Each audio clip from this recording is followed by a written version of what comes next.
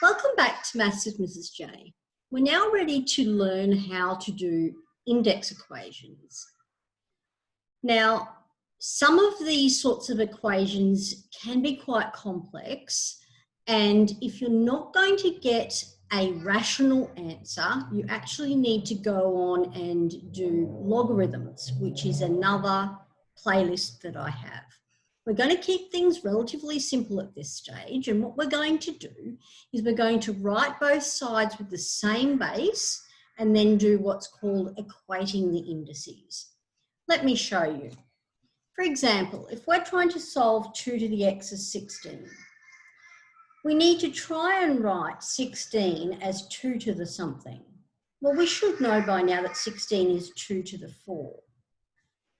Once we've got both sides with the same base, if 2 to the x is 2 to the 4, then obviously the x must be 4. That's called equating the indices. Let's have a look at this second one. 3 to the x is, well, 9 is 3 squared, so we've got 1 over 3 squared, but we need to just have 3 to the x is 3 to the something. So how can we write 1 over 3 squared? Well, it's 3 to the negative 2, isn't it? So x is negative 2.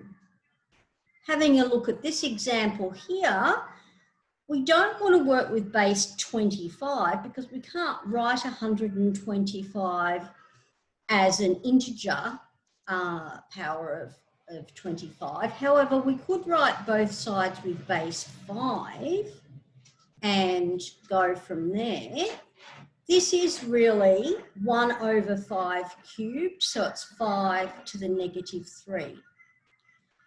We're going to multiply out these indices, so we're really going to get 5 to the 4x minus 6 equals 5 to the negative 3. Once you're at that point, then obviously your 4x minus 6 must have been your negative 3. We're going to add 6 to both sides to get rid of the minus 6, and then we're going to divide both sides by 4. So we get x is 3 over 4.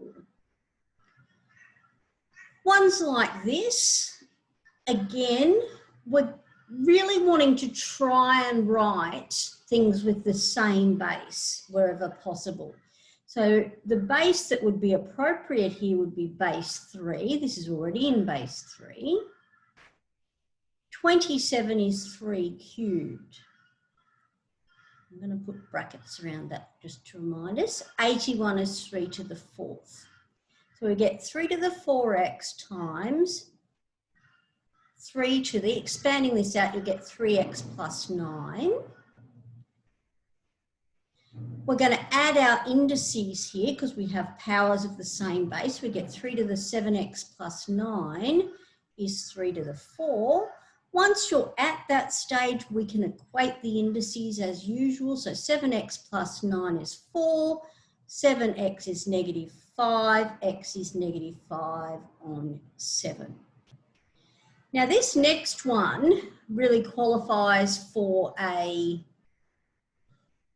star, because it's a little bit more complicated than your average run-of-the-mill question. For starters, let's rewrite 4 as 2 squared. So we're going to get 2 squared to the x minus 3 lots of 2 to the x plus 2 is 0. 2 squared to the x is 2 to the 2x, which is the same as 2 to the x squared. Now, you might notice we've got something squared minus 3 times that thing plus 2 is 0. I'm going to let a be 2 to the x.